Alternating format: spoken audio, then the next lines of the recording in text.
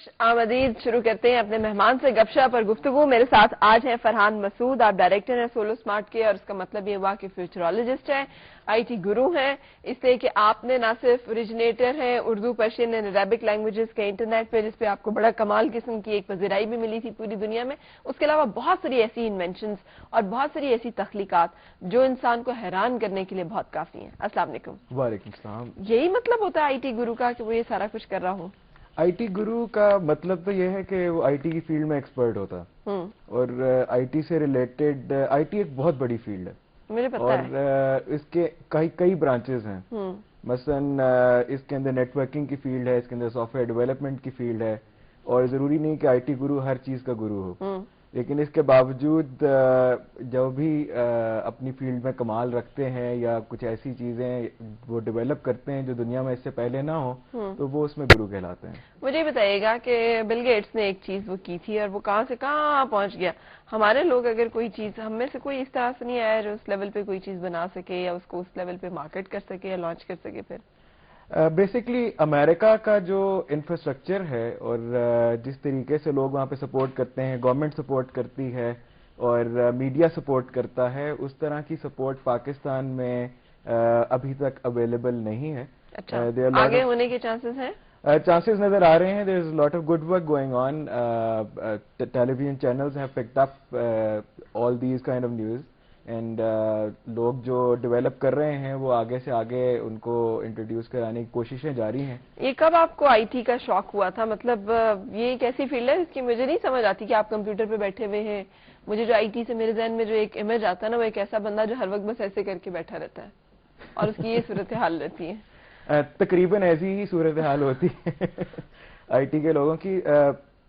فرح ایسا ہے کہ میرا شوق جو ہے وہ 8 سال کی عمر سے آئی ٹی کی انڈسٹری میں ہے, اور اس کا 8 سال کی عمر میں لوگوں کو ذرا لڑکیوں کا شوق ہوتا ہے, کوئی گپ شپ مارنے کا شوق ہوتا ہے, کوئی نئی مطلب جوانی آنے کے آثار ہو رہے ہوتے ہیں, تو اس کو ذرا گھومنے گھمانے کو دل چاہتا ہے, کچھ اور قسم کی چیزوں کی. آپ کو آئی ٹی کی لت کہاں سے پڑی؟ آئی ٹی کی لت کے پیچھے مین ہاتھ میرے والد صاحب کا ہے. انہوں نے بہت سپورٹ کیا مجھے over all in my career, اور اس کے علاوہ یہ کہ وہ لیٹسٹ ٹیکنالوجی کے پیچھے ہمیشہ وہ بھاگا کرتے تھے, اور ایک اٹریکشن اس سے مجھ میں پیدا ہوتی تھی کہ ایسی چیزیں جو وہ باہر سے لے کے آتے ہیں وہ کیوں نہ ہم خود ان کے پیچھے ہمارا ہاتھ بھی ہو. اچھا. ایسی چیزیں ہم بھی ڈیولپ کر سکتے ہیں.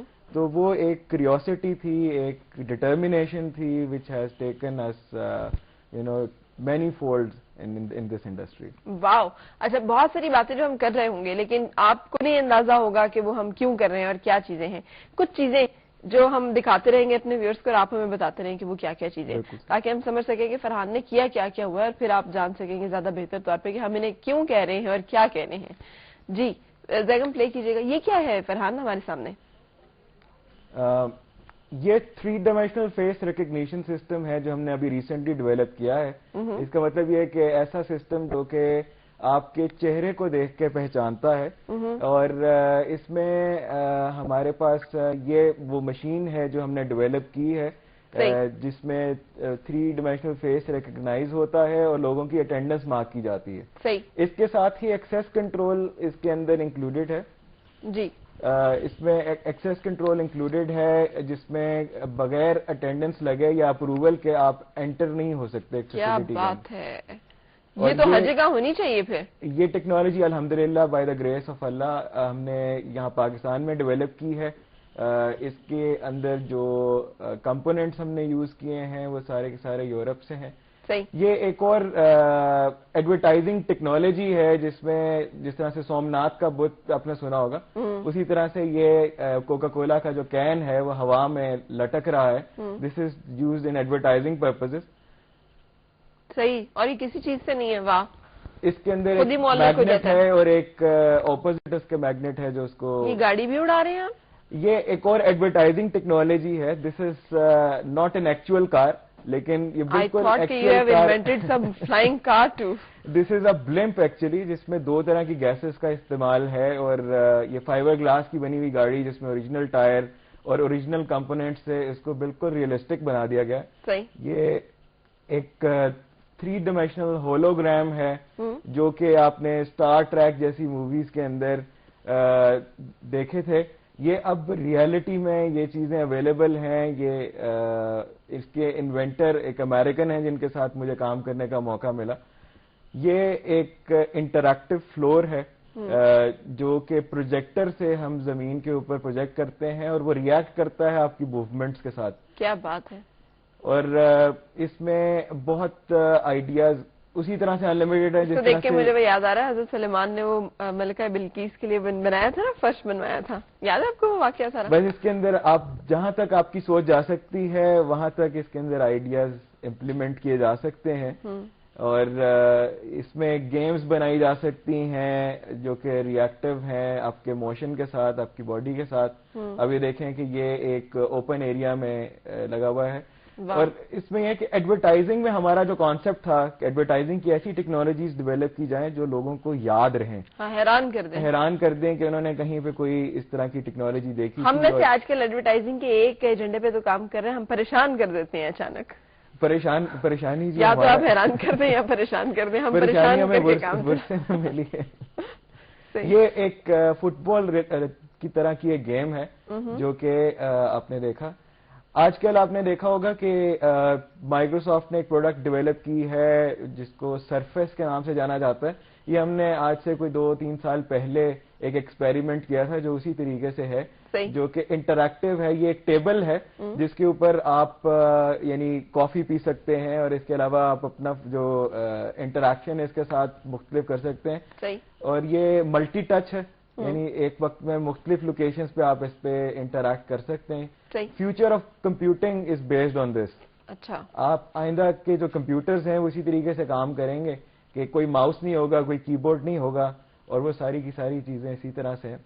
یہ ایک چائنیز ٹیم کے ساتھ ہمیں کام کرنے کا موقع ملا تھا جس میں ایک پورے ٹاور کو ویڈیو اسکرین میں کنورٹ کر دیا گیا ہے, اور اس کے اندر جو کھڑکیاں ہیں ان سے باہر کا ویو بلاک نہیں کیا گیا, اور یہ ہر فلور پہ صرف ایک پٹی ہے جو ٹیوب لائٹس کی لگائی گئی ہے اور بیچ میں گیپ ہے اور ڈسٹینس سے وہ ایلوژن کریٹ کی گئی ہے. اچھا واہ.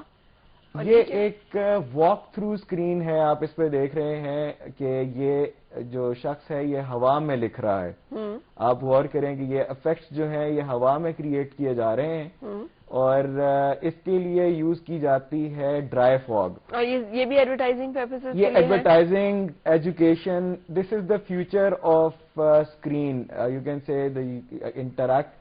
ایک بندہ اس میں سے گزر سکتا ہے, شاپنگ مالز کے بیچ میں استعمال کی جا سکتی ہے, اور اس کے بے پناہ فوائد ہیں. ہر انڈسٹری میں اس کا ڈفرینٹ یوزز کیے جا سکتے ہیں.